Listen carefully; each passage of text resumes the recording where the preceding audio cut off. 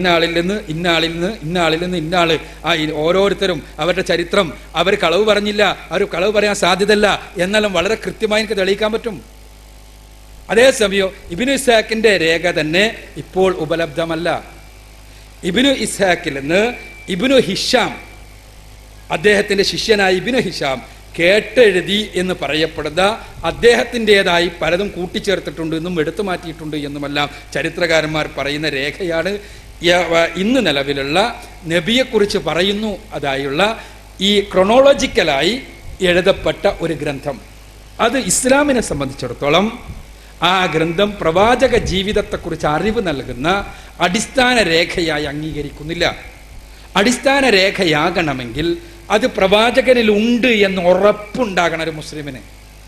കാരണം മുസ്ലിമിനെ സംബന്ധിച്ചിടത്തോളം ക്രൈസ്തവർ ക്രിസ്തുവിനെ ഉദ്ദേശിക്കുന്നത് പോലെയല്ല. ക്രിസ്തുവിനെ കുറിച്ച് ക്രൈസ്തവരുടെ സങ്കല്പപ്രകാരം ക്രിസ്തു ഭൂമിയിലേക്ക് വന്നത് തന്നെ രക്തം ചിന്തി മനുഷ്യരെ പാപത്തിൽ നിന്ന് മോചിപ്പിക്കാനാണ്.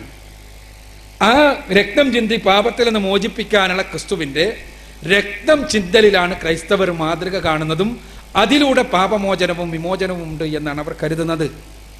എന്നാൽ മുസ്ലിമിന് അങ്ങനെയല്ല.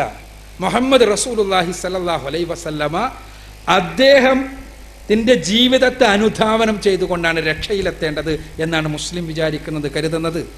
ഇസ്ലാമിലെ രണ്ടാമത്തെ കലിമ അഷ്ഹദു അന്ന മുഹമ്മദ് റസൂലുള്ളാഹ്, ഞാൻ മുഹമ്മദ് നബി അള്ളാഹുവിന്റെ ദൂതനാണ് എന്ന് സാക്ഷ്യം വഹിക്കുന്നു എന്ന് പറയുമ്പോൾ ഒരു മുസ്ലിം പ്രതിജ്ഞ ചെയ്യുന്നത് എൻ്റെ ജീവിതത്തിൻ്റെ എല്ലാ രംഗത്തും ഞാൻ മുഹമ്മദ് നബിയെ പരമാവധി അനുധാവനം ചെയ്യാൻ ശ്രമിക്കുമെന്നാണ്.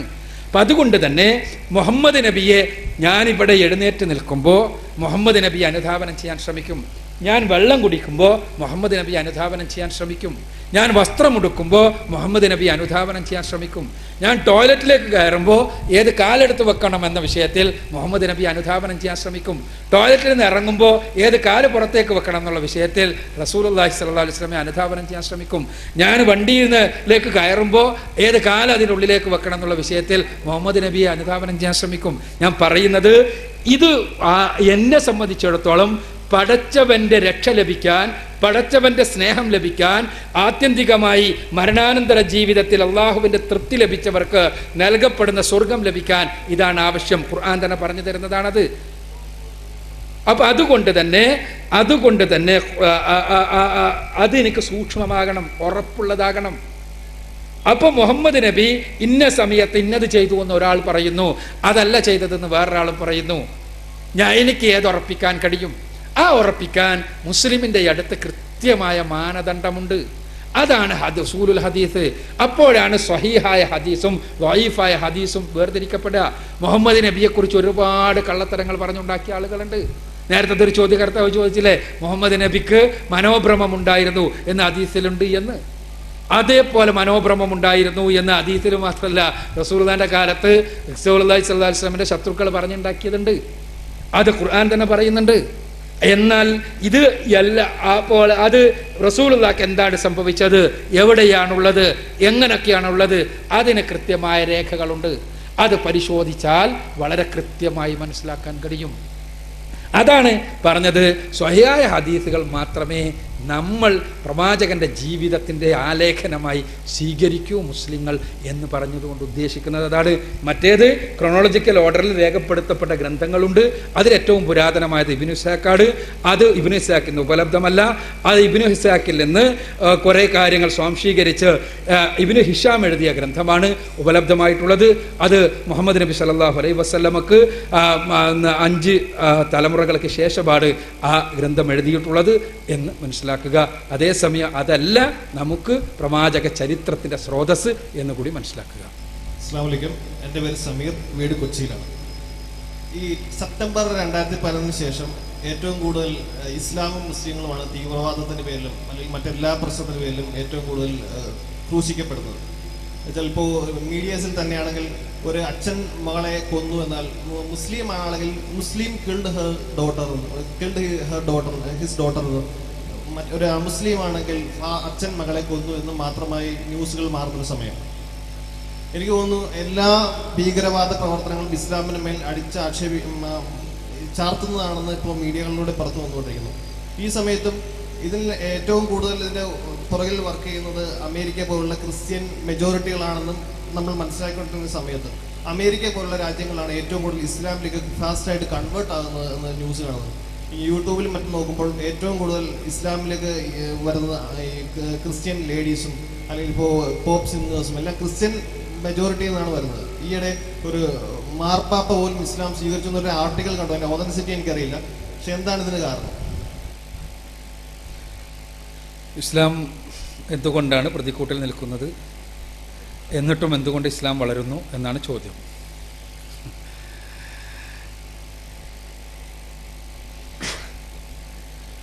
പരിശുദ്ധ ഖുർആനിൽ ഒരു വചനമുണ്ട്: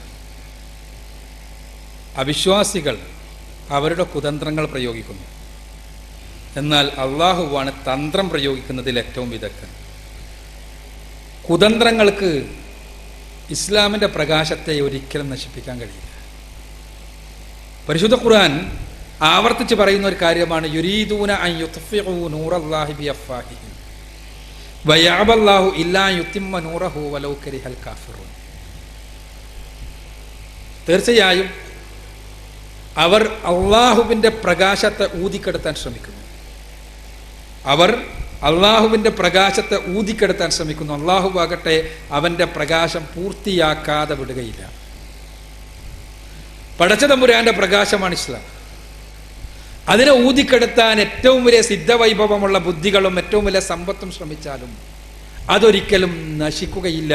അത് ഉജ്ജ്വലമായി പ്രകാശിക്കുക തന്നെ ചെയ്യും. അതാണ് ലോകത്തെങ്ങും കണ്ടുകൊണ്ടിരിക്കണേ. ഇന്ന് കാലത്ത് എൻ്റെ അടുത്ത് ഒരു സുഹൃത്ത് വന്നു. കേരളത്തിൽ നിങ്ങൾ അമേരിക്കയ്ക്കൊന്നും പോണ്ട, അപ്പോൾ അയാൾക്ക് ഇസ്ലാമിനെ കുറിച്ച് പഠിക്കണം.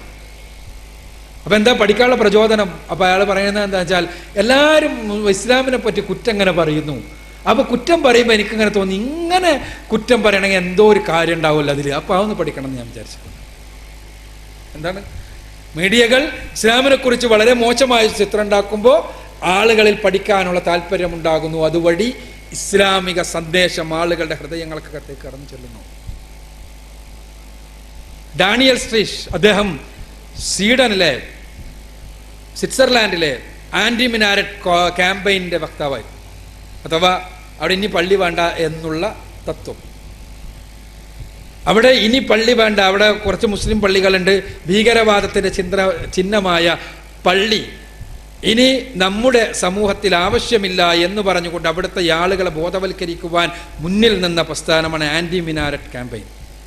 അതിൻ്റെ മുന്നിൽ നിന്ന ആളാണ് ഡാനിയൽ സ്ട്രീഷ്. അപ്പോൾ അയാളോട് ചോദ്യങ്ങൾ വന്നു, ഇതോട്ട് ബന്ധപ്പെട്ട് ചോദ്യങ്ങൾ വന്നപ്പോഴാണ് മൂപ്പർക്ക് ആ ചോദ്യങ്ങൾക്ക് ആൻസർ ചെയ്യാൻ വേണ്ടിയാണ് ഇസ്ലാമിനെ കുറിച്ച് ഖുർആനെ കുറിച്ച് പഠിച്ചത്.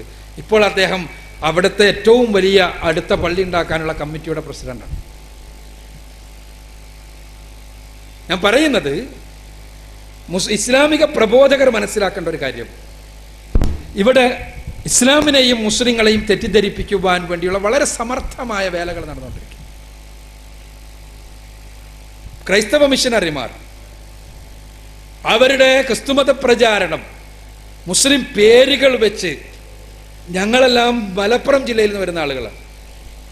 മലപ്പുറം ജില്ലയിലെ ഗ്രാമപ്രദേശങ്ങളിൽ പോലും പരിശുദ്ധ ഖുർആനിലെ വചനങ്ങളെ സന്ദർഭത്തിൽ നിന്ന് അടർത്തിയെടുത്ത്, എന്നാൽ വചനങ്ങളെ ആ അറബി മൂലത്തിൽ ഉദ്ധരിച്ചുകൊണ്ട് ലഘുലേഖകളും പുസ്തകങ്ങളും പ്രസിദ്ധീകരിച്ച് വിതരണം ചെയ്ത് യേശുക്രിസ്തു ദൈവമാണ് എന്നാണ് ഖുർആൻ അടക്കം സമ്മതിക്കുന്നത് എന്ന് വരുത്തി തീർക്കുന്ന പ്രചരണം തുടങ്ങിയിട്ട് 1-2 കൊല്ലമല്ല, പതിറ്റാണ്ടുകളേറെയായി.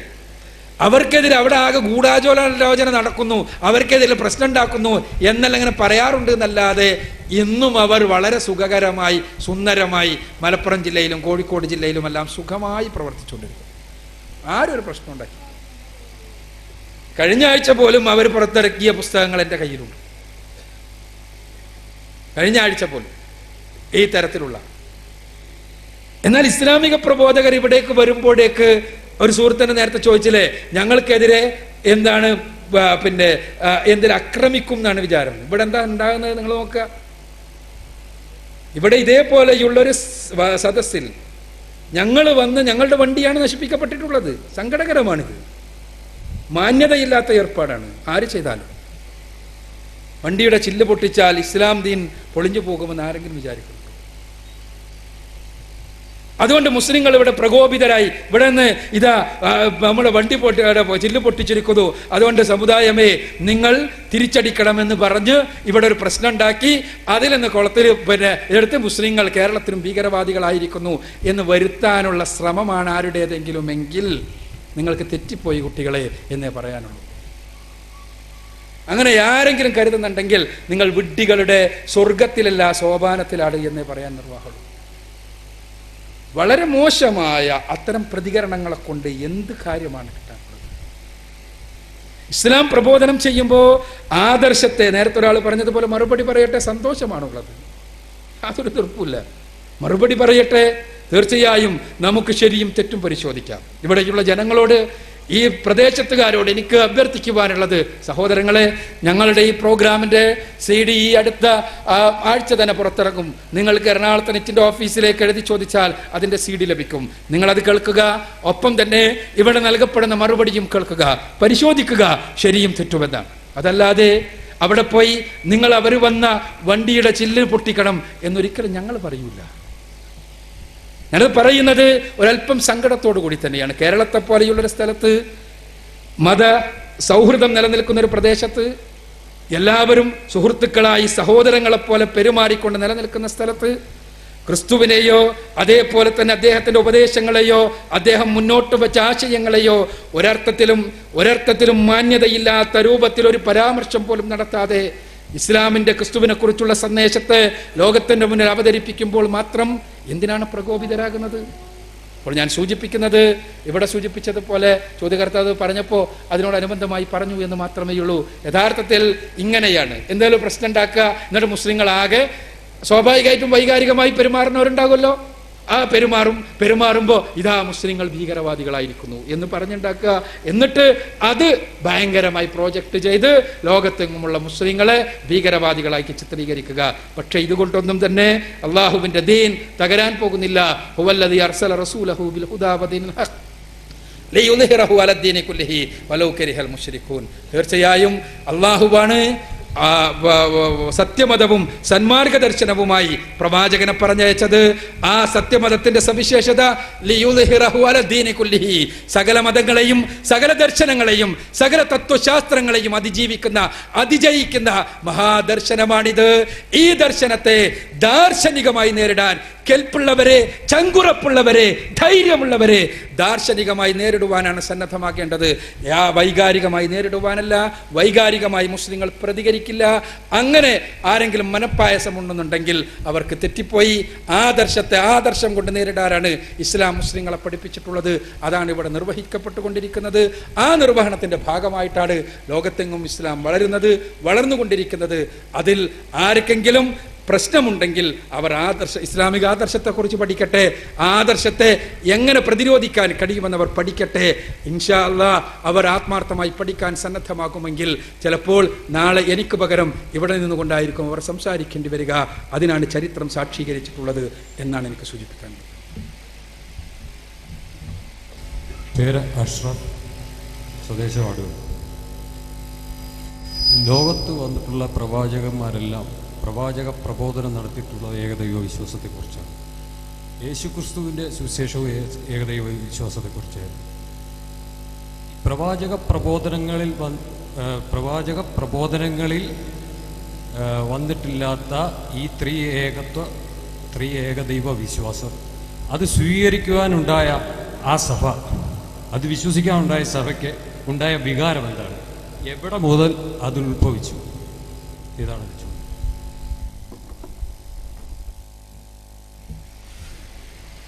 എല്ലാവരും ഏകദൈവ വിശ്വാസം പ്രബോധനം ചെയ്തു.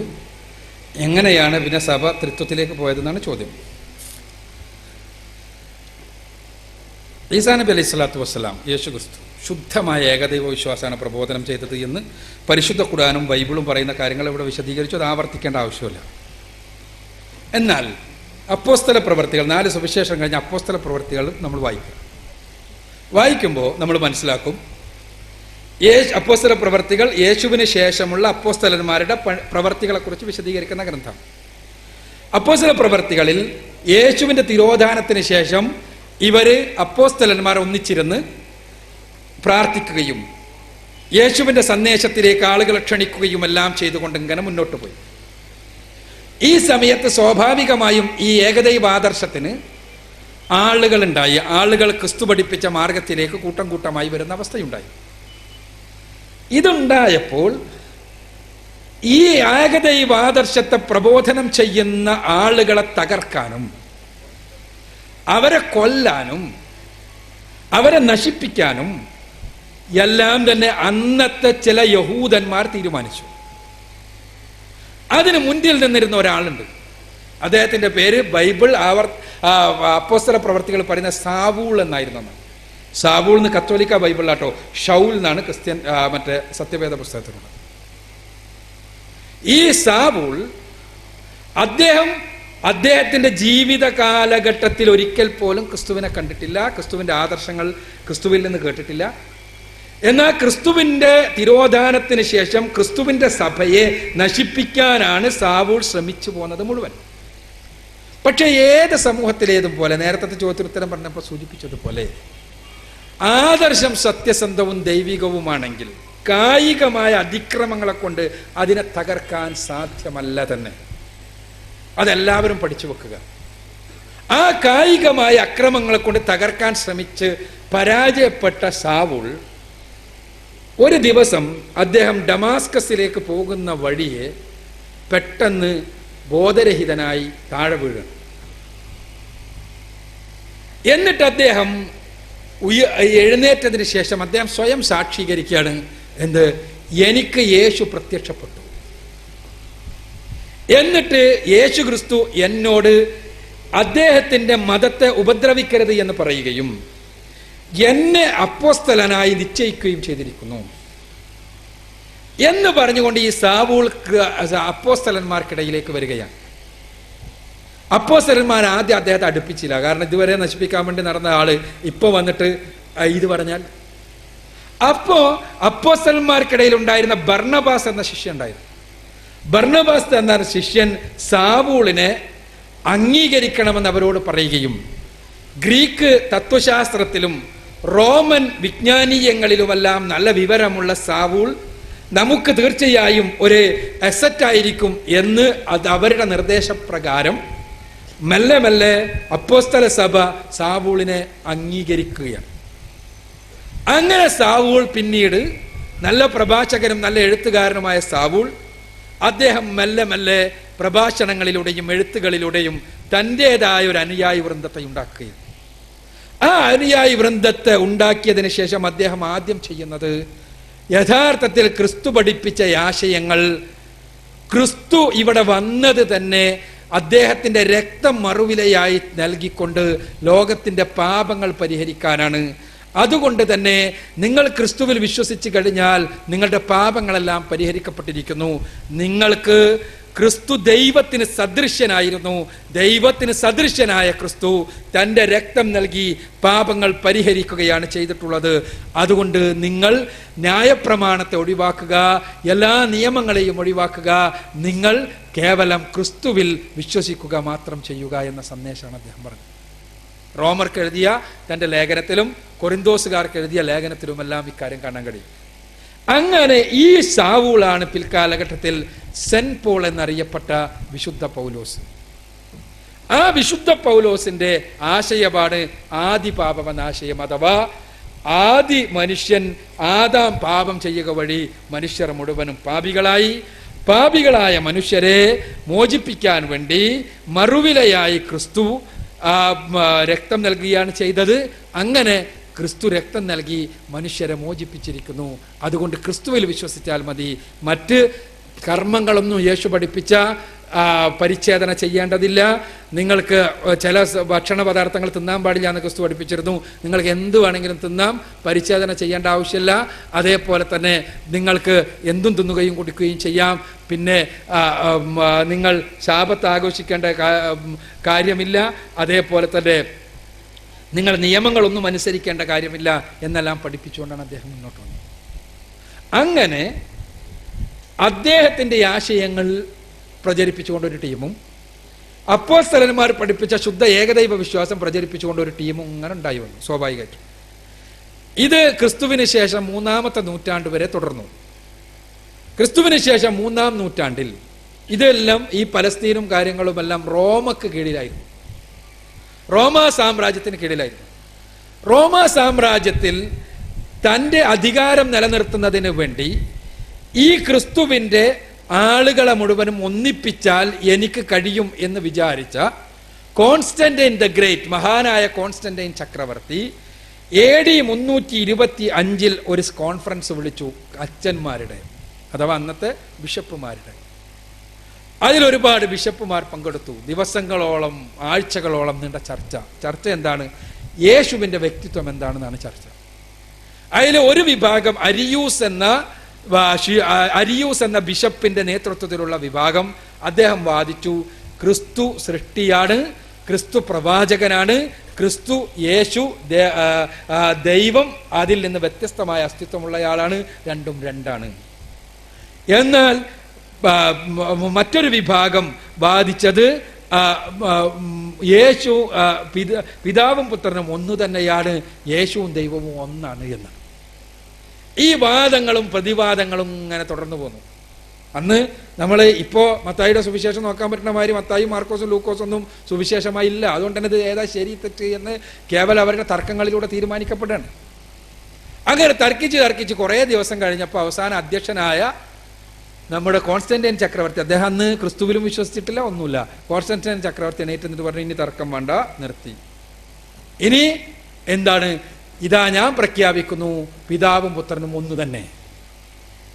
ഇനി എതിരിൽ ആരെങ്കിലും പറഞ്ഞാൽ അവരെ നാട് കടത്തും, കൊന്നുകളയും. ഇതാണ് യഥാർത്ഥത്തിലുള്ള തത്വം.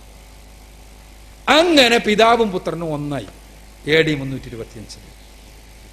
അങ്ങനെയാണ് ക്രൈസ്തവ സഭകളിൽ ഐക്യകണ്ഠമായി ഇത് സ്വീകരിക്കപ്പെടുകയും അത് സ്വീകരിക്കാത്ത ആളുകൾ പീഡിപ്പിക്കപ്പെട്ട് നശിപ്പിക്കപ്പെടുകയും ചെയ്തത്.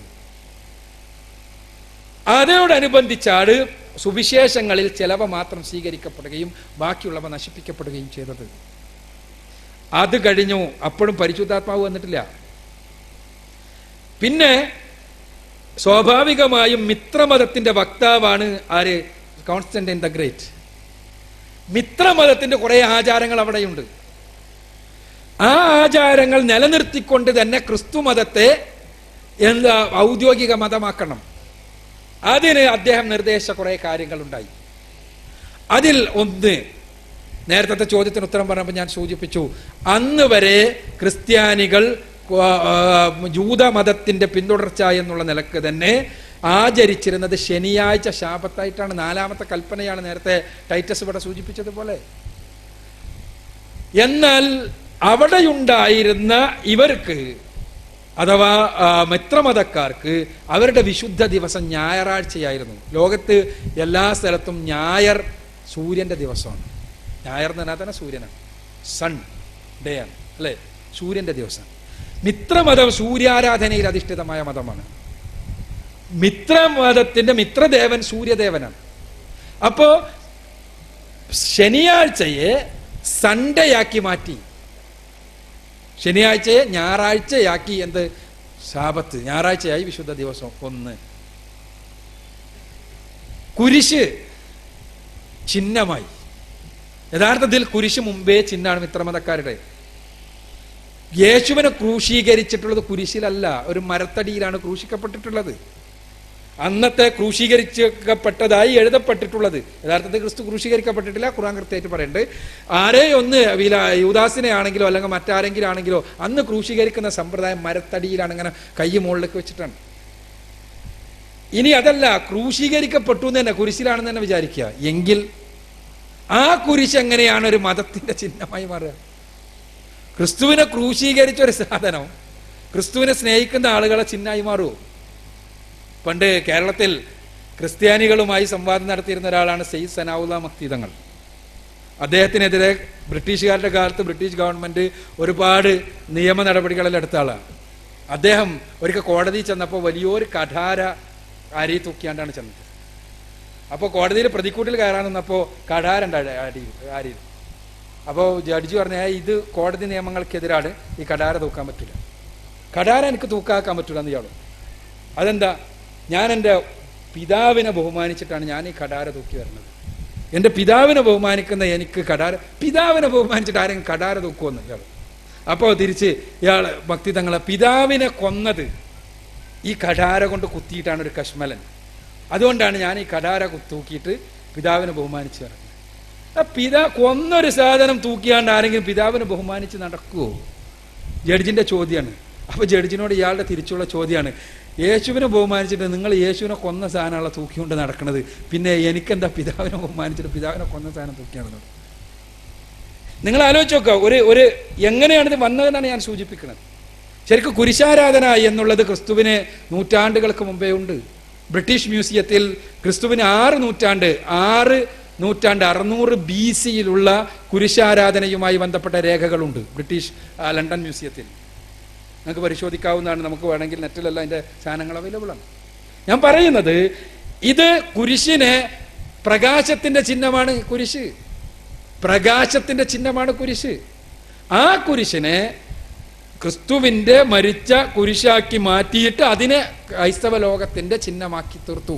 അന്ന് ഡിസംബർ 25 ബൈബിൾ പ്രകാരവും യഹൂദ കാലഗണന പ്രകാരവും ഒരു കാരണവശാലും ഡിസംബറിൽ യേശു ജനിച്ചിട്ടില്ല.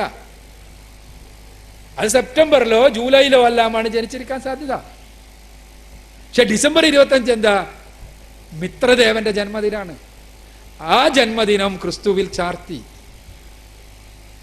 ക്രിസ്മസ് ട്രീ മിത്രദേവന്റെ ജന്മദിനത്തിനോടനുബന്ധിച്ച് മരങ്ങൾ അലങ്കരിക്കുന്ന സമ്പ്രദായം ഉണ്ടായിരുന്നു.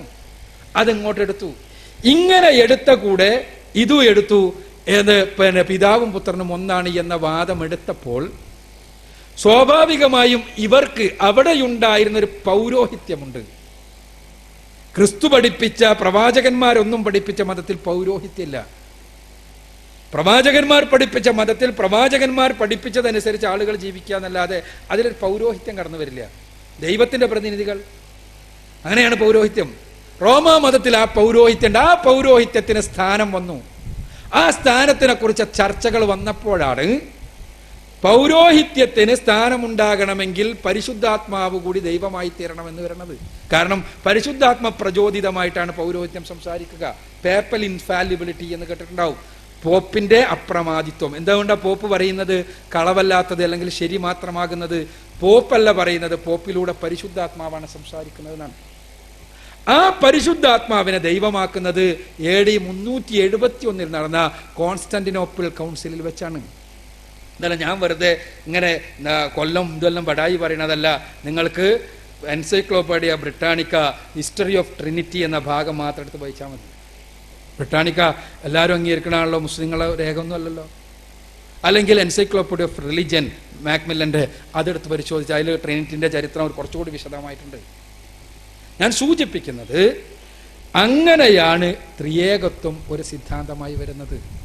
അതിന് പിന്നെ സഭയുടെ അംഗീകാരവും പൗരോഹിത്യത്തിൻ്റെ അംഗീകാരവും ഉണ്ടായതോടുകൂടി ആളുകൾ അത് സ്വീകരിക്കുകയാണ് ചെയ്തത്. ഇത് ഏകദൈവ വിശ്വാസത്തിൽ നിന്ന് മനുഷ്യരെ തെറ്റിക്കാൻ വേണ്ടി എപ്പോഴും ശ്രമിച്ചുകൊണ്ടിരിക്കുന്ന പിശാചിൻ്റെ ദുർബോധനങ്ങളിൽ ഒന്ന് എന്ന് മാത്രമേ മുസ്ലിങ്ങൾക്ക് മനസ്സിലാക്കാൻ കഴിയൂ എന്നുകൂടി മനസ്സിലാക്കുക. ബ്രദറിനോട് ഒരു ചോദ്യം കൂടി ചോദിക്കട്ടെ. അള്ളാഹു അല്ലെങ്കിൽ ദൈവം അല്ലെങ്കിൽ യഹോവ, അള്ളാഹു പക്ഷിയെ സൃഷ്ടിച്ചെന്ന് പറഞ്ഞു. അപ്പോൾ മനുഷ്യനെ സൃഷ്ടിച്ചത് ആരാ? അതൊന്ന് പറയണം. പിന്നെ ഒരു കാര്യം കൂടെ, യേശുക്രിസ്തു പറഞ്ഞു, ഞാൻ തന്നെ വഴിയും സത്യവും ജീവനുമാകുന്നു, എന്നിൽ വിശ്വസിക്കുന്നവൻ മരിച്ചാലും ജീവിക്കും. അതിന് മറുപടി കൂടെ പറയണം. ടൈറ്റസ്, അള്ളാഹു, ദൈവം, യഹോവ, ഇതിൽ പക്ഷിയെ സൃഷ്ടിച്ചത് അള്ളാഹുവാണ്, എന്നാൽ ബാക്കി മനുഷ്യനെ സൃഷ്ടിച്ചത് ആരാണെന്നാണ്. ഞാൻ എന്താണ് ടൈറ്റസ് മനസ്സിലാക്കിയെന്ന് എനിക്കറിയില്ല. പക്ഷിയെ എന്നല്ല, ചെറുതും വലുതുമായ എല്ലാ ജീവജാലങ്ങളെയും സൃഷ്ടിച്ചത് സൃഷ്ടാവാണ്, അള്ളാഹു തന്നെയാണ്. അത് നിങ്ങൾ യഹോവ എന്ന് പേര് വിളിച്ചാലും സൃഷ്ടാവ് എന്ന് പേര് വിളിച്ചാലും ഈശ്വരൻ എന്ന് പേര് വിളിച്ചാലും ദൈവം എന്ന് പേര് വിളിച്ചാലും എന്ത് പേര് വിളിച്ചാലും സൃഷ്ടികർത്താവായ തമ്പുരാനാണ് ഇതെല്ലാം നിർവഹിച്ചത്. അതിന് അറബി പറയുന്ന പേര് അള്ളാഹു എന്ന്. അത് യേശു ആണെന്ന് പറയുമ്പോഴാണ് നമുക്ക് പ്രശ്നം. യേശു എന്ന് പറയുമ്പോൾ മാത്രമല്ല പ്രശ്നം, മുഹമ്മദ് നബി എന്ന് പറഞ്ഞാലും പ്രശ്നം. യേശു എന്ന് പറയുന്നത് മാത്രമല്ല പ്രശ്നം.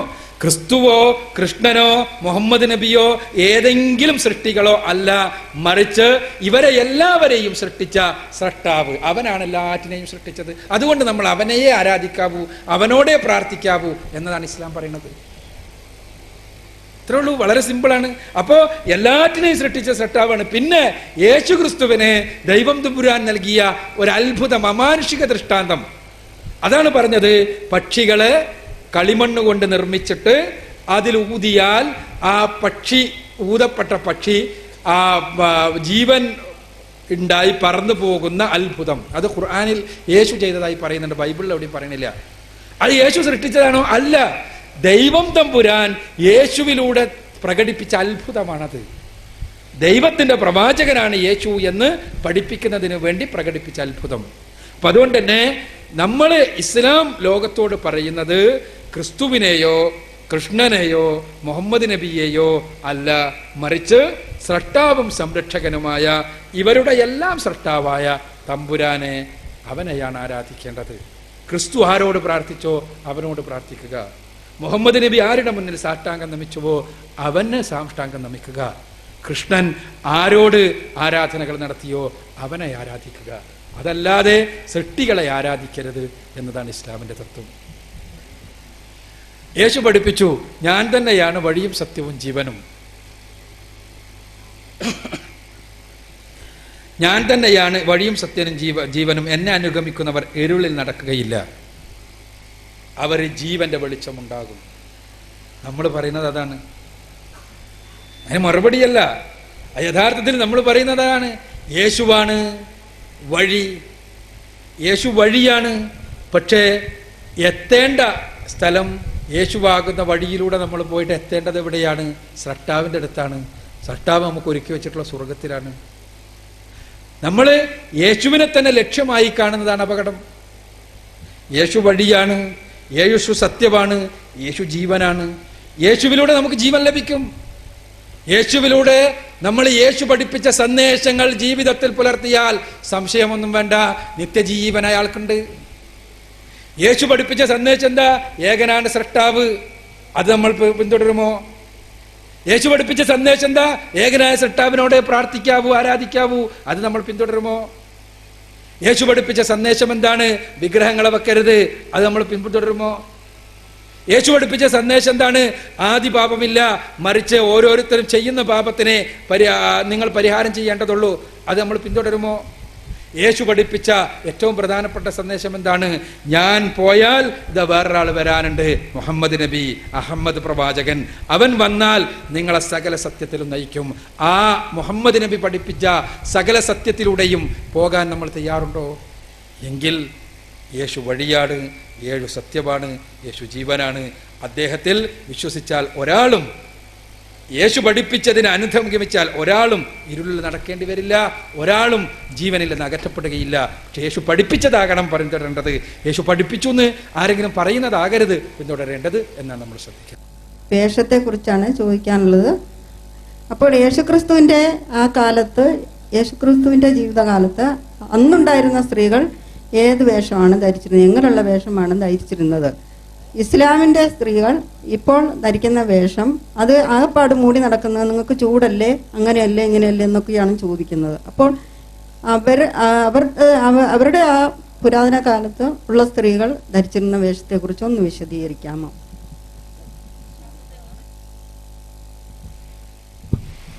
യേശുവിൻ്റെ കാലത്ത് സ്ത്രീകൾ ഏത് വേഷമാണ് ധരിച്ചത് എന്ന് ചോദിച്ചാൽ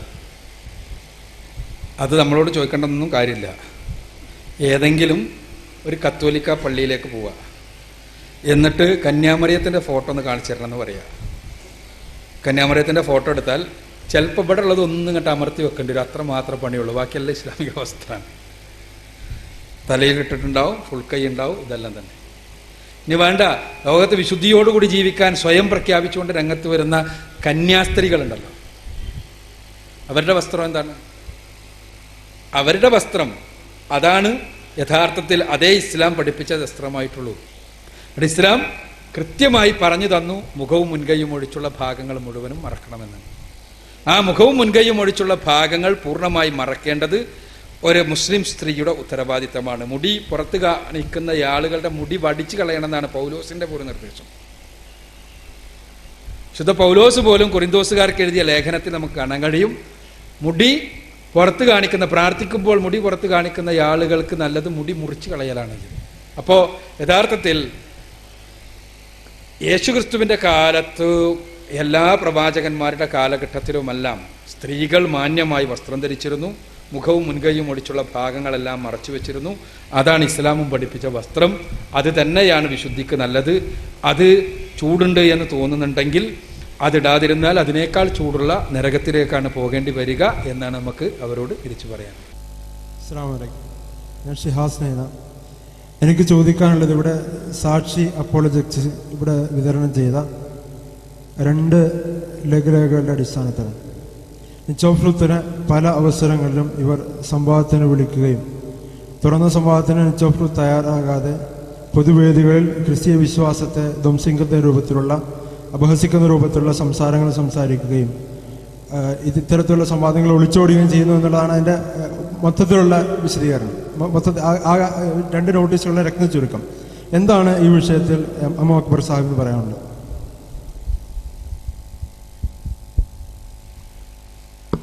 നിച്ചോഫ്രൂത്ത് സംവാദത്തിൽ നിന്ന് ഒളിച്ചോടുന്നു എന്നതാണ് സാക്ഷി അപ്പോളജറ്റിക്സിൻ്റെ പ്രശ്നം എന്നാണ്. അവരിവിടെ ലഘുലേഖനം വിതരണം ചെയ്തു.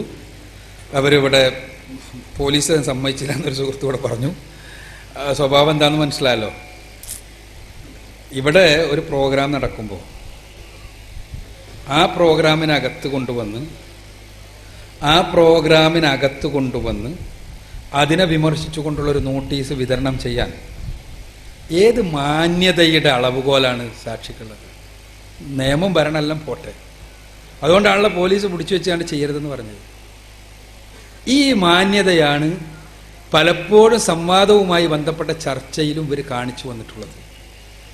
സംവാദത്തിന് സാക്ഷിയുടെ ആളുകൾ ഇന്നൊന്നുമല്ല 4-5 വർഷങ്ങൾക്ക് മുമ്പ് തയ്യാറാവുകയും, നിച്ചിനെ സംബന്ധിച്ചിടത്തോളം കേരളത്തിലെ മനുഷ്യന്മാരോട്, വല്ല ഉഗാണ്ടിയിലുള്ള ആളുകളോട് പോയി പറയേണ്ടി വരും, കേരളത്തിൽ നിച്ചിന് സംവാദത്തിന് എന്തോ പേടിയുണ്ട്. ഞങ്ങളുടെ CD നോക്ക്. ക്രിസ്ത്യൻ മിഷണറിമാർ മാത്രമല്ല, ഹിന്ദു സന്യാസിമാരും യുക്തിവാദികളുടെ തൊട്ടപ്പന്മാരുമായിട്ടെല്ലാം ഞങ്ങൾ സംവാദം നടത്തിയിട്ടുണ്ട്. പിന്നെ സാക്ഷി വരുമ്പോൾ മാത്രം ഞങ്ങൾക്ക് പേടിച്ച് ആകെ ഇവരുടെ അടുത്ത് എന്താ ഉള്ളത് ഇതിന് മാത്രം? ഈ ബൈബിളല്ലേ, 66 പുസ്തകമുള്ള ബൈബിളല്ലേ, വേറൊന്നും ഇപ്പം നിങ്ങളെടുത്തില്ലല്ലോ. സത്യസന്ധമായി പറഞ്ഞാൽ 5 വർഷങ്ങൾക്ക് മുമ്പാണെന്നാണ് എൻ്റെ ഓർമ്മ. സാക്ഷിയുടെ ആളുകൾ വന്നപ്പോൾ ഞങ്ങളുടെ പ്രതിനിധികൾ, നിച്ച് ഓഫ് ട്രൂത്തിൻ്റെ പ്രതിനിധികൾ അവരുമായി കരാറിൽ ഏർപ്പെട്ടു. നിലമ്പൂരിൽ വെച്ചിട്ടാണ് സാക്ഷിയുടെ ഒരു പ്രതിനിധിയായ ഒരു ഫാദറുടെ സാന്നിധ്യത്തിൽ അദ്ദേഹവും ഇവിടെ പ്രസംഗിക്കാൻ വരുന്ന വ്യക്തിയുടെ പ്രതിനിധിയും അവരുടെ ആളുകളായിട്ടും നിച്ച് ഓഫ് ട്രൂത്തിൻ്റെ 2 പ്രവർത്തകർ നിച്ചിൻ്റെ ആളുകളായിട്ടും ഒരു കരാറിൽ ഒപ്പുവെച്ചു. ആ കരാർ ഇപ്പോഴും നമ്മളുടെ അടുത്തുണ്ട്. ആ കരാർ പ്രകാരം സംവാദം നടത്താൻ സാക്ഷിയുടെ ആളുകൾ സന്നദ്ധമാണെങ്കിൽ നമുക്കതിനെക്കുറിച്ച് ആലോചിക്കാവുന്നതാണ്. ഞങ്ങൾ അന്ന് കരാറിൽ ഒപ്പിട്ടാൽ പിന്നെ അതിന് ഞങ്ങൾക്ക് പോകാൻ പറ്റുമോ? പക്ഷെ ആ കരാറിൽ അവരാവശ്യപ്പെട്ടിട്ട് ഉൾപ്പെടുത്തിയൊരു നിബന്ധന ഉണ്ടായിരുന്നു. ആ നിബന്ധന എന്താണെന്ന് വെച്ചാൽ അംഗീകരിക്കപ്പെട്ട പ്രമാണങ്ങളിൽ നിന്ന് മാത്രമേ 2 കൂട്ടരും ഉദ്ധരിക്കാൻ പാടുള്ളൂ എന്ന്. ഇത് ഞങ്ങൾ പറഞ്ഞിട്ട് എഴുതി ചേർത്തതല്ല, സാക്ഷിയുടെ ആളുകൾ പറഞ്ഞിട്ട് എഴുതി ചേർത്തതാണ്. അംഗീകരിക്കപ്പെട്ട പ്രമാണങ്ങളിൽ നിന്ന് മാത്രമേ ഉദ്ധരിക്കാൻ പാടുള്ളൂ 2 കൂട്ടരും. യാതൊരു പ്രശ്നമല്ല നമ്മളെ സംബന്ധിച്ചിടത്തോളം. അംഗീകരിക്കപ്പെട്ട പ്രമാണങ്ങൾ എന്തൊക്കെയാണ് എന്ന് തീരുമാനിക്കേണ്ടതുണ്ട് എന്ന് പറഞ്ഞപ്പോൾ സാക്ഷി പറഞ്ഞു, ബൈബിളിലെ 66 പുസ്തകങ്ങളാണ് ഞങ്ങൾ അംഗീകരിക്കുന്ന പ്രമാണം.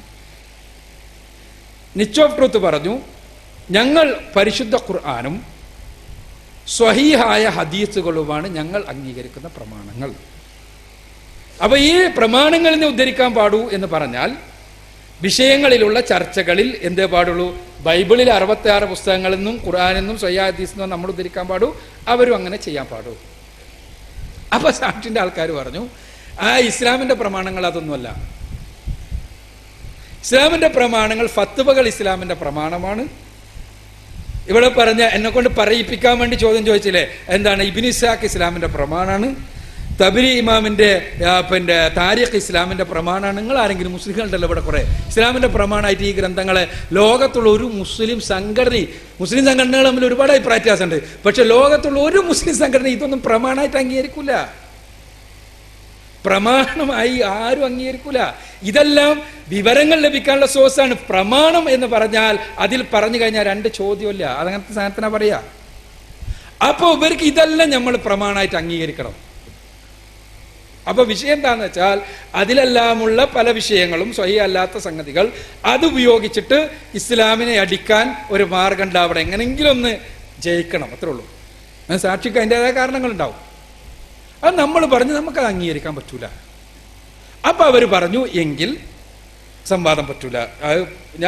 നമ്മൾ പറഞ്ഞു നമ്മൾ ഖുർആനിൽ നിന്നും സ്വഹീഹായ ഹദീസുകളിൽ നിന്നും മാത്രമേ ഉദ്ധരിക്കൂ. ബൈബിളിൽ 66 പുസ്തകങ്ങൾ ഞങ്ങൾക്കുള്ളത്. കത്തോലിക്കര ബൈബിൾ 73 പുസ്തകമുണ്ട്. പക്ഷെ ഞങ്ങൾ അതിൽ നിന്നൊന്നും ഉദ്ധരിക്കൂല. ഈ 66 അത് ഉൽപ്പത്തി മുതൽക്ക് വെളിപാട് വരെയുള്ള 66 പുസ്തകം ഒരിക്കലും ഉത്തരകാനോനിക ഗ്രന്ഥങ്ങളൊന്നും ഉദ്ധരിക്കൂല, വേറെ ഒന്നിൽ നിന്നും ഉദ്ധരിക്കൂല. ഈ 66 അവിടുന്ന് അങ്ങോട്ടും ഇങ്ങോട്ടും പോകില്ല. അത് സാക്ഷിക്കാൻ പറ്റൂല. തൊബരീന്ന് ഉദ്ധരിക്കണം, ഇബ്നു ഇസ്ഹാഖ് ഉദ്ധരിക്കണം, ഇത് വേണം. അത് പ്രമാണമായിട്ട് പറ്റൂല. പ്രമാണങ്ങളിൽ നിന്ന് ഉദ്ധരിക്കാൻ പാടുള്ളൂ എന്ന് നിയമം വരിക.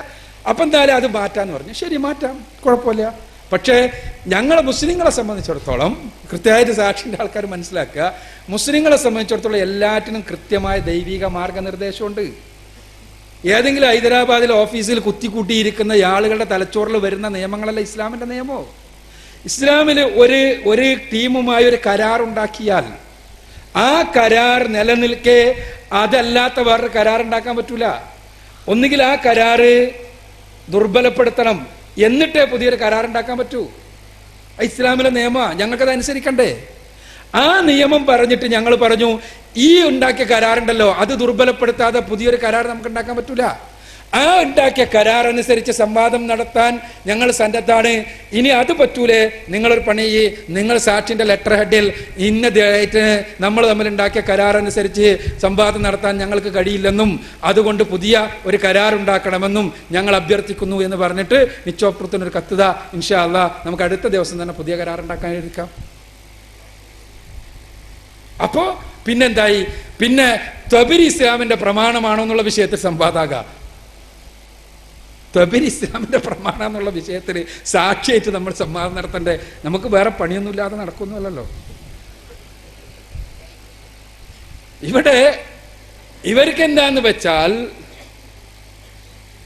ക്രൈസ്തവ സമൂഹത്തിൽ ഒരു വിലാസവും ഇല്ലാതെ നടക്കുന്ന ഒരു പാർട്ടിക്ക് അവർക്ക് ക്രൈസ്തവ സമൂഹത്തിൽ വിലാസം ഉണ്ടാക്കാൻ വേണ്ടി നമ്മളുമായൊരു സംവാദം ഉപയോഗപ്പെടുമെന്ന് അങ്ങനെയോ ആരോ അവർക്ക് പറഞ്ഞ് ധരിച്ചു കൊടുത്തിട്ടുണ്ട്. അതാണെന്ന് എനിക്ക് തോന്നുന്നത്. അല്ലാതെ ഇങ്ങനെ ഏതെങ്കിലും വെളിവുള്ള ആളുകൾ പറയോ ത്വബരി ഇസ്ലാമിന്റെ പ്രമാണമാണോ അല്ലേ എന്നുള്ള വിഷയത്തിൽ സംവാദം നടത്താൻ ക്രൈസ്തവരും മുസ്ലിങ്ങളും തമ്മിൽ എന്തെങ്കിലും ഒരു വെളിവ് വേണ്ടേ? നമ്മൾ തമ്മിൽ അഭിപ്രായ വ്യത്യാസമുള്ള വിഷയത്തിൽ സംവാദം നടത്തുക. ഇപ്പൊ യേശു ദൈവമാണോ എന്ന വിഷയത്തിൽ നമ്മൾ സംവാദം നടത്തിയാൽ ഞങ്ങൾക്ക് ബോധ്യപ്പെടാന്ന് വിചാരിച്ചോ യേശു ദൈവമല്ല ആണ് എന്ന്, എങ്കിലെന്താ സംഭവിക്കുക? ഞങ്ങൾ ഇസ്ലാം വിട്ടിട്ട് ക്രിസ്തുമതം സ്വീകരിക്കൂലേ? ഞങ്ങൾക്ക് ബോധ്യപ്പെട്ടാൽ സംവാദം അങ്ങനെ അത്തരം വിഷയങ്ങളിലല്ലേ സംവാദം നടക്കുക. അല്ല യേശു ദൈവമല്ല എന്ന് നിങ്ങൾക്ക് ബോധ്യപ്പെട്ടാലോ നിങ്ങൾ ക്രിസ്തുമതം വിടും. അങ്ങനെ നമ്മൾ തമ്മിൽ അഭിപ്രായ വ്യത്യാസമുള്ള വിഷയങ്ങളിലാണ് സംവാദം നടക്കേണ്ടത്. അതല്ലാതെ വെറുതെ ഏതെങ്കിലും വിഷയങ്ങളിലല്ല. നമ്മൾ തമ്മിലുള്ള അഭിപ്രായ വ്യത്യാസം, ക്രൂഷ്യൽ ആയിട്ടുള്ള അഭിപ്രായ വ്യത്യാസം നമ്മൾ തീരുമാനിച്ചത് അതായിരുന്നല്ലോ. ബൈബിളിന്റെ ദൈവികത ഒരു വിഷയം, ഖുർആന്റെ ദൈവികത വേറൊരു വിഷയം. ഇതായിരുന്നു നമ്മൾ തീരുമാനിച്ച വിഷയം. അതനുസരിച്ചാണ് നമ്മൾ സംവാദത്തിന് തീരുമാനിച്ചതും ഡേറ്റും കാര്യങ്ങളും എല്ലാം തീരുമാനിക്കുകയെല്ലാം ചെയ്തതാ. പക്ഷേ ഔദ്യോഗിക പ്രമാണം നിങ്ങളെ ഉദ്ധരിക്കാൻ പാടുള്ളൂ എന്ന് നിങ്ങൾ പറയുക. ആ ഔദ്യോഗിക പ്രമാണമായിട്ട് ഞങ്ങൾ ഖുർആനും സ്വഹീഹായ ഹദീസും അല്ലാത്ത ത്വബരിയും ഇബ്നു ഇസ്ഹാഖും ഫത്വകളും എല്ലാം അംഗീകരിക്കണം എന്ന് പറയുക. എന്നിട്ട് നിങ്ങളൊരു സംവാദം നടത്തുക. അങ്ങനെ ഒരു സംവാദം സാക്ഷി ഏതായാലും സ്വപ്നം കാണണ്ട. കാരണം ഞങ്ങൾ സംവാദം നടത്തുന്നത് എന്തിനാ? ഞങ്ങൾക്ക് അള്ളാന്റെ അടുത്തുനിന്ന് കൂലിട്ടാനാ.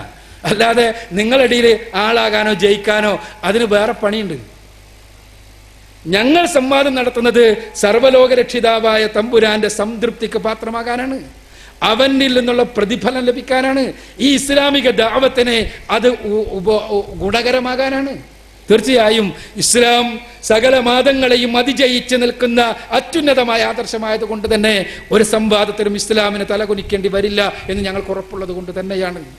പക്ഷേ അതിന് ഇസ്ലാമികമായ മൂല്യങ്ങളെ ഞങ്ങൾക്ക് പാലിക്കണ്ടേ? പടച്ചോ ഞങ്ങൾക്ക് ഖുർആനും സ്വയ്യായ ഹദീസും പ്രമാണാക്കുക. സാക്ഷിനേറ്റ് സംവാദം നടത്താൻ വേണ്ടി ഞങ്ങൾ ലോകത്തുള്ള പണ്ഡിതന്മാരുടെ മുഴുവൻ ഫത്വകളും ഇബ്നു ഇസ്ഹാഖും തബ്രി എല്ലാം പ്രമാണാണെന്ന് ഞങ്ങൾ അംഗീകരിക്കുക. എന്നിട്ട് ഞങ്ങൾ സംവാദത്തിന് നിൽക്കുക അല്ലേ? എന്നിട്ട് അതിനാണ് ലഘുലേഖ നോട്ടീസ്. എന്നിട്ട് അതാണ് എത്രാം തീയതി ആദ്യം ഉണ്ടായ നബിചരിത്രം ഏതാ എന്ന ചോദ്യം. ആദ്യം ഉണ്ടായ നബിചരിത്രം ഞാൻ പറയണ ഇബ്നു ഇസ്ഹാഖാന്ന്. അപ്പോ അതല്ലേ സ്വീകരിക്കേണ്ടത്? അടുത്ത ക്ലിപ്പ് ഉണ്ടാവും. നിങ്ങൾ ആരെയാ വിഡ്ഢികളാക്കാൻ ശ്രമിക്കണേ? നിങ്ങൾ ആരെയാണ് വിഡ്ഢികളാക്കാൻ ശ്രമിക്കുന്നത് സഹോദരന്മാരെ? മുസ്ലിങ്ങളെ ലോകവ്യാപകമായി തന്നെ പ്രൊവോക്ക് ചെയ്ത് തങ്ങളുടെ ലക്ഷ്യപ്രാപ്തിക്ക് വേണ്ടി നേടിയെടുക്കാൻ കഴിയുമെന്നുള്ള വിശ്വാസവുമായി മിഷനറിമാരെ നിങ്ങൾ വിചാരിക്കുന്നുണ്ടെങ്കിൽ കേരളത്തിലെ മുസ്ലിങ്ങളെ നിങ്ങൾ പഠിച്ചിട്ടില്ല എന്നാണ് എനിക്ക് പറയാനുള്ളത്. ഞങ്ങൾ സയ്യിദ് സനാഉല്ലാ മക്തി തങ്ങളുടെ പാരമ്പര്യമുള്ള ആളുകളാണ്. നിങ്ങളെ ക്രൈസ്തവ മിഷനറിമാരെ കേരളത്തിന്റെ മണ്ണിൽ വെച്ച് മൂക്കുകൊണ്ട് ഠാവരപ്പിച്ച സയ്യിദ് സനാഉല്ലാ മക്തി തങ്ങളുടെ പാരമ്പര്യമായിട്ടാണ് ഞാൻ പറയുന്നത്. സംവാദത്തിന് ഞങ്ങൾ റെഡിയാ, എപ്പോഴാണെങ്കിലും റെഡിയാ. പക്ഷേ നിങ്ങളുടെ പൂതിക്ക് വേണ്ടിയുള്ള സംവാദം ഞങ്ങൾ നടത്തൂല. അത് തോൽവിയാണോ? ഞങ്ങൾ തോൽക്കാൻ റെഡിയാ. ഞങ്ങൾക്ക് തോൽക്കൽ പേടിയുണ്ടെങ്കിലല്ലേ പ്രശ്നമുള്ളൂ. ഞങ്ങൾക്ക് തോൽക്കാൻ പേടിയില്ല. പക്ഷേ ആദർശത്തെ വിട്ടുകൊണ്ടുള്ള ഒരു സംവാദത്തിന് ഞങ്ങൾ സന്നദ്ധാവില്ല. പിന്നെ സാക്ഷിന്റെ പൂജ എന്താണെന്ന് അറിയാമോ? അടുത്ത ഇവിടെ വേറൊരു ടീമുണ്ട്, അവർക്ക് സംവാദം നടത്തണോ? അവരെ സംവാദം എന്താ? മുഹമ്മദ് നബിയുടെ ധാർമ്മികത എന്നുള്ള വിഷയത്തിൽ സംവാദം നടത്തണം. ഞാൻ പറഞ്ഞു മുഹമ്മദ് നബിയുടെ ധാർമ്മികത എന്നുള്ള വിഷയത്തിൽ നമ്മൾ തമ്മിലുള്ള സംവാദമല്ല. നിങ്ങൾക്ക് ഒരുപാട് വിമർശനങ്ങളല്ലേ ഉള്ളത്. നിങ്ങൾ വന്നോ, ഞാൻ വരാം. എത്ര മണിക്കൂർ വേണം? ഞങ്ങൾ വരാം. നിങ്ങൾ ചോദിച്ചോ, മുഹമ്മദ് നബിക്കെതിരെയുള്ള ആരോപണങ്ങൾ മുഴുവൻ പറഞ്ഞോ, ഞങ്ങൾ മറുപടി പറയാം. സ്റ്റേജിൽ കയറി നിന്നിട്ട് നിങ്ങൾ മുഹമ്മദ് റസൂലുള്ളാഹി സ്വല്ലല്ലാഹു അലൈഹി വസല്ലമയെ ഞങ്ങൾ സ്വന്തത്തെക്കാൾ അധികം സ്നേഹിക്കുന്ന, ഞങ്ങളുടെ ശരീരത്തിന് മുഴുവനും എന്ത് സംഭവിച്ചാലും പ്രവാചകൻ സ്വല്ലല്ലാഹു അലൈഹി വസല്ലമക്കെതിരെയുള്ള ഒരു വാക്ക് പോലും സഹിക്കാത്ത ഇസ്ലാമികമായ വിശ്വാസമുള്ള ഞങ്ങളെ വേദിയിലിരുത്തിയിട്ട് കൈയടിക്കരുത്. റസൂലുള്ളാഹി പിന്നെ നമ്മുടെ വികാരപ്രകടനം അങ്ങനെയല്ല വരേണ്ടത്. ആ സ്റ്റേജിലെടുത്തിട്ട് റസൂലുള്ളാഹി സ്വല്ലല്ലാഹു അലൈഹി വസല്ലമയെ തെറി പറയാൻ അതിന് ഞങ്ങൾ കൂടെ ഇരുന്ന് തരണം അല്ലേ? അത് നടക്കൂല മക്കളെ. ഞാൻ പറഞ്ഞല്ലോ, നിങ്ങൾക്ക് വിമർശിക്കാൻ റസൂലിനെ, നിങ്ങൾക്കുള്ള വിമർശനമാണല്ലോ, വിമർശിച്ചോളൂ. ഞങ്ങൾ എത്ര സമയം വേണം പറഞ്ഞോളൂ. 1 ദിവസമല്ല 10 ദിവസം വേണം പറഞ്ഞോളൂ. ഞങ്ങൾ സന്നദ്ധമാണ്. നിച്ചോപ്രത്തിന്റെ പ്രവർത്തകർ റസൂലുള്ളാഹി സ്വല്ലല്ലാഹു അലൈഹി വസല്ലമക്കെതിരെ ഞാൻ നല്ല ബോധത്തോടു കൂടിയാണ് പറയുന്നത്. വസ്തുനിഷ്ഠമായ ഒരു വിമർശനം ഉന്നയിക്കാൻ വളർന്ന ഒരു മിഷനറിയും ഇന്ന് ലോകത്തിലില്ല. കഴിയില്ല. കാരണം പ്രവാചകന്റെ ജീവൻ തുറന്നു വെച്ചതല്ലേ. എന്താ മുസ്ലിങ്ങൾക്ക് എത്ര ധൈര്യം? അതേസമയം റസൂലുള്ളാഹി സ്വല്ലല്ലാഹു അലൈഹി വസല്ലമയെ തെറി പറയുക, ആ സ്റ്റേജിൽ ഞങ്ങളിരിക്കുക, അത് നടക്കൂല. അത് ഞങ്ങളുടെ വിശ്വാസപരമായ പ്രശ്നമാണത്. നിങ്ങൾ തെറി പറയൂല. തെറി പറയില്ല എന്ന് ഞങ്ങൾക്ക് ഇപ്പൊ തന്നെ മനസ്സിലായല്ലോ. ഇപ്പോ ഇവിടുന്ന് കാണിച്ച കളി ഇപ്പൊ നമ്മൾ കണ്ടല്ലോ. ഇനി വേണ്ട, ഇവിടെ കേരളത്തിൽ ഇപ്പൊ അടുത്ത കാലത്ത് നടന്ന സംഭവങ്ങൾ മാത്രങ്ങൾ എടുത്തു നോക്കിക്കോ. ചുങ്കപ്പാറയിൽ പുസ്തകം എഴുതി. ആരാ പറഞ്ഞത് തെറിയാന്ന്? ഞങ്ങളല്ല, കേരളത്തിന്റെ ഹൈക്കോടതിയാ പറഞ്ഞത്. കേരളത്തിന്റെ ഹൈക്കോടതിയാ പറഞ്ഞത് ക്രിസ്തു വിശ്വാസികളെ ഇങ്ങനെയല്ല മതപ്രബോധനം നടത്തേണ്ടത്, ജനങ്ങൾ ആദരിക്കുന്ന ആളുകളെ തെറി പറഞ്ഞിട്ടല്ല എന്ന് പറഞ്ഞത് കേരളത്തിന്റെ ഹൈക്കോടതിയാ. ഇനി വേറെ ആൾ ചോദ്യ പേപ്പർ എഴുതി, പറയാൻ പറ്റുമോ തെറി? ഞാനതിലെ പ്രശ്നങ്ങളെ കുറിച്ചല്ല പറയുന്നത്. ഞാൻ പറയുന്നത് ഇത്തരം തെറികൾ നിങ്ങൾക്ക് പറയാം, അത് നിങ്ങളുടെ സംസ്കാരം. പക്ഷേ അത് പറയുന്ന വേദിയിൽ ഞങ്ങൾക്ക് ഇരിക്കാൻ കഴിയില്ല. അതുകൊണ്ട് നിങ്ങൾക്ക് പ്രവാചകനോടുള്ള വിമർശനമുണ്ടോ? 2 മാർഗങ്ങളുണ്ട്.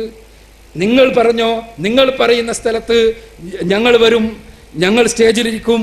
നിങ്ങൾക്ക് ചോദിക്കാം, പ്രവാചകൻ കല്യാണം കഴിച്ചത് പറയണോ, അടിമ സ്ത്രീയുടെ പ്രശ്നം പറയണോ, അല്ല ഇപ്പൊ പറഞ്ഞാലും മനോഭ്രമം ഉണ്ടായിരുന്നു എന്ന് പറയണോ? ഇതെല്ലാം തെളിവായിട്ട് വന്നോ? പറഞ്ഞോ. ഇൻഷാ അല്ലാഹ് ഞങ്ങളുടെ പക്ഷത്തെ ആരോപണം മാത്രമാണല്ലോ, അതിന് മറുപടി പറയാം. ഉപചോദ്യം ഉണ്ടോ? 100 ഉപചോദ്യങ്ങൾക്ക് അവസരം തരാം. പക്ഷേ വേദിയിൽ പറ്റൂല. എന്നാൽ നമ്മൾ തമ്മിൽ അഭിപ്രായ വ്യത്യാസമുള്ള വിഷയമാണോ നമുക്ക് വേദിയിൽ സംസാരിക്കാം. പക്ഷേ അതിന് ഞങ്ങൾ തബരീനെയും ഇബ്നു ഇസ്ഹാഖിനെല്ലാം പ്രമാണമായിട്ട് അംഗീകരിക്കണം എന്നാണ്, അതും നടക്കൂല. അപ്പം അതുകൊണ്ട് സാക്ഷി ഞങ്ങളിതിനൊന്നും മറുപടി പറയാറില്ല. കാരണം നമുക്ക് വേറെ തന്നെ ഇഷ്ടംപോലെ പണികളുണ്ട് ഇസ്ലാമിക പ്രബോധനവും പ്രബോധന പ്രവർത്തനങ്ങളുമായി. അൽഹംദുലില്ലാ, അള്ളാഹുവിൻ്റെ അനുഗ്രഹം കൊണ്ട് ഒരുപാട് സുഹൃത്തുക്കൾക്ക് സഹോദരങ്ങൾക്ക് വെളിച്ചം ലഭിക്കാൻ അത് കാരണവുമാകുന്നുണ്ട്. ഇവരുടെ വെബ്സൈറ്റിലൂടെ ഈ തെറ്റിദ്ധരിപ്പിക്കൽ തുടർന്നു കൊണ്ടിരുന്നിട്ട് ഒരുപാട് കാലമായി. ഞങ്ങളതിനൊന്നും മറുപടി പറയാൻ പോകാറില്ല. ഞങ്ങൾ സ്നേഹസംവാദത്തിൽ അതിൻ്റെ വസ്തുത പ്രസിദ്ധീകരിച്ച ഒരു തവണ അത്രമാത്രം.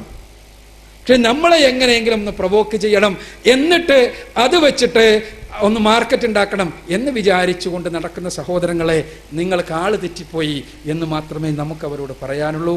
റസൂലുള്ളാഹി സ്വല്ലല്ലാഹു അലൈഹി വസല്ലമയെ തെറി പറയുന്ന ഒരു സ്റ്റേജിൽ ഒരു മുസ്ലിമിനെ നിങ്ങൾക്കതിന് കിട്ടില്ല. അത് എന്ത് പേര് പറഞ്ഞാലും അതിന് മറുപടിയില്ലാഞ്ഞിട്ടല്ല, മറുപടിയില്ലാഞ്ഞിട്ടാണ് എന്ന് വാദിക്കാൻ സാധ്യതയുള്ളതുകൊണ്ട് ഞാൻ ഇപ്പം തന്നെ പറഞ്ഞത്. സാക്ഷി വിളിക്കുന്നിടത്ത്, സാക്ഷി പറയുന്നിടത്ത് നിങ്ങളുടെ ആളുകളെ കൂട്ടിക്കോ. അതിന് ഒരുപാട് ആളുകളൊന്നും വേണ്ട. ഇവിടുത്തെ ചില ആളുകൾ പറഞ്ഞതുപോലെ ഉച്ചഭക്ഷണം തരാൻ പറ്റൂലെങ്കിൽ ഉച്ചഭക്ഷണം തരേണ്ട കാര്യമില്ല. ഞങ്ങൾ വരാം, ഞങ്ങൾ സംസാരിക്കാം, ഇൻഷാ അല്ലാഹ് നിങ്ങൾക്ക് എത്ര നേരവും ചോദിക്കാം, എന്ത് തെളിവുകൾ വെച്ചും ചോദിക്കാം, റെക്കോർഡ് ചെയ്യാം, പ്രചരിപ്പിക്കാം, ആളുകൾ അറിയട്ടെ വിഷയങ്ങൾ. പക്ഷേ നമ്മൾ തമ്മിൽ അഭിപ്രായ വ്യത്യാസമുള്ള വിഷയമാണോ, യേശുവിൻ്റെ ദൈവികതയാണോ വിഷയം, ബൈബിളിൻ്റെ ദൈവികതയാണോ വിഷയം, ഖുർആൻ്റെ ദൈവികതയാണോ വിഷയം, നമുക്ക് ചർച്ച ചെയ്യാം. രണ്ട് സ്റ്റേജുകളിൽ, ഒരേ സ്റ്റേജിൽ നിന്ന് തന്നെ ചർച്ച ചെയ്യാം. ഞങ്ങൾ ഒരുപാട് ചർച്ച ചെയ്തിട്ടുണ്ട്. ഞങ്ങളുടെ CD-കൾ ഇവിടെ ഉപലബ്ധമാണ്.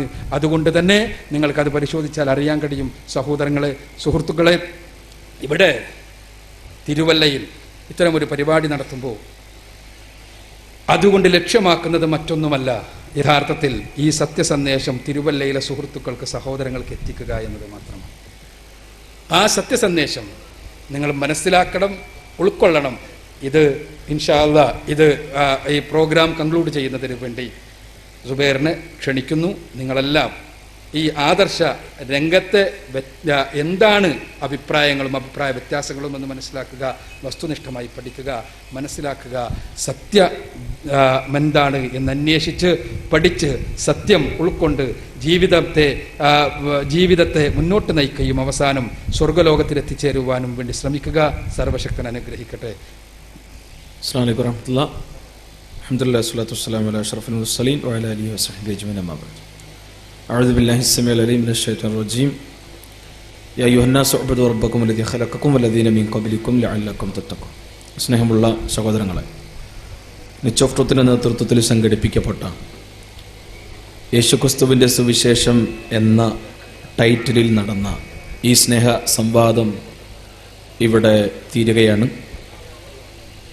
മഹാനായ പ്രവാചകൻ ഈസാ അലൈഹി സ്വലാത്തു വസ്സലാം ലോകത്തെ പഠിപ്പിച്ച ശുദ്ധ ഏകദൈവാരാധന എന്ന മഹിതമായ ആശയത്തെ ഇവിടെ വിശദീകരിക്കുകയും അതോടൊപ്പം തന്നെ അദ്ദേഹം സന്തോഷവാർത്ത അറിയിച്ച മുഹമ്മദ് നബി സല്ലല്ലാഹു അലൈഹി വസല്ലമയെ പരിചയപ്പെടുത്തുകയും അതോടൊപ്പം തന്നെ സൃഷ്ടാവും സംരക്ഷകനുമായ ഈ മഹാപ്രപഞ്ചത്തിന് നാഥനിൽ നിന്നുള്ള മാർഗദർശനമായ ഇസ്ലാമിനെ കുറിച്ചുള്ള വ്യക്തമായ വിശദീകരണം നൽകുകയും അതുമായി ബന്ധപ്പെട്ട മർമ്മപ്രസക്തമായ ചോദ്യങ്ങൾക്ക്, സംശയങ്ങൾക്ക്, വിമർശനങ്ങൾക്ക് ഇവിടെ വിശദീകരണം നൽകപ്പെടുകയും ഉണ്ടായി. അൽഹംദുലില്ലാ. ഇനിയും ഇത്തരത്തിലുള്ള പ്രോഗ്രാമുകൾ നടക്കേണ്ടതുണ്ട്. അതോടൊപ്പം തന്നെ നിങ്ങൾക്കറിയാം, നിച്ച് ഓഫ് ട്രൂത്ത് ഈ രംഗത്ത് സജീവമായി പ്രവർത്തിച്ചു കൊണ്ടിരിക്കുന്ന ഒരു കൂട്ടായ്മയാണ്. ഇസ്ലാമിനെ കൃത്യമായ പ്രമാണങ്ങളിൽ നിന്ന് പഠിപ്പിക്കുന്ന, വിശദീകരിക്കുന്ന നിച്ച് ഓഫ് ട്രൂത്തിൻ്റെ പുസ്തകങ്ങളും CD-കളും നിങ്ങൾക്ക് ലഭ്യമാണ്. പ്രത്യേകിച്ച് ഇവിടെ നിങ്ങളുടെ മുന്നിൽ പരിചയപ്പെടുത്തുകയാണ് നിച്ച് ഓഫ് ട്രൂത്ത് പുറത്തിറക്കിയ യേശു മഹാനായ പ്രവാചകൻ എന്ന പുസ്തകം ഇവിടെ അവൈലബിൾ ആണ്, നിങ്ങൾക്ക് വാങ്ങിക്കാം. അതോടൊപ്പം തന്നെ ബൈബിളിൻ്റെ ദൈവികത തുടങ്ങിയ ഒരുപാട് ഈസാ അലൈഹി സ്വലാത്തു വസ്സലാമിയെ പരിചയപ്പെടുത്തുന്ന, അതേപോലെ തന്നെ മുഹമ്മദ് മുസ്തഫ സല്ലല്ലാഹു അലൈഹി വസല്ലമയെ പരിചയപ്പെടുത്തുന്ന, ബൈബിളിൽ പ്രവചിക്കപ്പെട്ട പ്രവാചകൻ തുടങ്ങി ഒരുപാട് പുസ്തകങ്ങൾ ഇവിടെ ബുക്ക് സ്റ്റാളിലുണ്ട്. അത്തരം പുസ്തകങ്ങൾ നിങ്ങൾ കളക്ട് ചെയ്യണമെന്നും വായിക്കണമെന്നും വാങ്ങിക്കണമെന്നും പഠിക്കണമെന്നും സത്യം ഗ്രഹിക്കണമെന്നും CD-കൾ വാങ്ങിക്കണം, കാണണം, കേൾക്കണം, ഗൗരവപൂർവ്വമുള്ള പഠനങ്ങൾക്ക് സാക്ഷികളാകണമെന്ന് പ്രത്യേകം ഉണർത്തുകയാണ്. ഇത്രയും നേരം യേശുക്രിസ്തുവിൻ്റെ സുവിശേഷം എന്ന ഈ ശ്രദ്ധേയമായ ടൈറ്റിലിൽ നടന്ന ഈ സ്നേഹസംവാദത്തിന് സാക്ഷികളാവുകയും കേൾക്കുകയും തുറന്ന മനസ്സുമായി നോക്കിക്കാണുകയും ചെയ്ത എല്ലാവർക്കും നിച്ച് ഓഫ് ട്രൂത്തിൻ്റെ പേരിൽ നന്ദി രേഖപ്പെടുത്തുന്നു. ലോകങ്ങളുടെ നാഥൻ ഇതൊരു നന്മയായി സ്വീകാര്യോഗ്യമായ ഒരു സ്വാലിഹായ കർമ്മമായി സ്വീകരിക്കുമാറാകട്ടെ എന്ന പ്രാർത്ഥനയോടെ നിർത്തുന്നു. റബ്ബന തഖബ്ബൽ മിന്നാ ഇന്നക അൻത സമീഉൽ അലീം വതുബ് അലൈനാ ഇന്നക അൻത തവ്വാബുർ റഹീം വസല്ലല്ലാഹു അലാ മുഹമ്മദിൻ വഅലാ ആലിഹി വസഹ്ബിഹി അജ്മഈൻ അൽഹംദുലില്ലാഹി റബ്ബിൽ ആലമീൻ. ഇസ്ലാമിക പ്രബോധനം ഓരോ മുസ്ലിമിൻ്റെയും ബാധ്യതയാണ്. ഈ ബാധ്യത നിർവഹിക്കുന്നതിനുള്ള ഒരു കൂട്ടായ്മയാണ് നിച്ച് ഓഫ് ട്രൂത്ത്.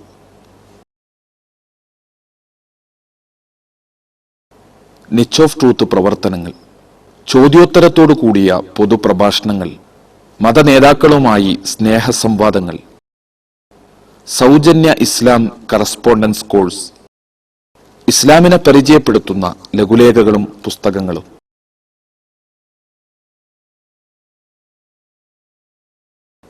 പ്രബോധനത്തിന് മാത്രമായി ഒരു ദൃശ്യശ്രാവ്യ മാധ്യമം ക്രിയേറ്റീവ് മീഡിയ. ഇസ്ലാമിക പ്രബോധനത്തിന് മാത്രമായി ഒരു ആനുകാലികം സ്നേഹസംവാദം മാസിക.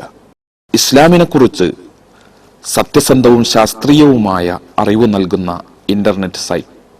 ലോകപ്രശസ്ത ഇസ്ലാമിക പ്രബോധകരുടെ കാസറ്റുകളുള്ള ലൈബ്രറി.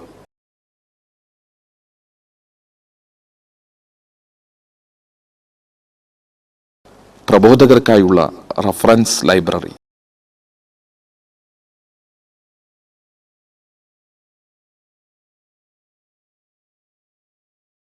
പ്രബോധന പരിശീലന ക്യാമ്പുകൾ, ദഅവ വർക്ക്ഷോപ്പുകൾ.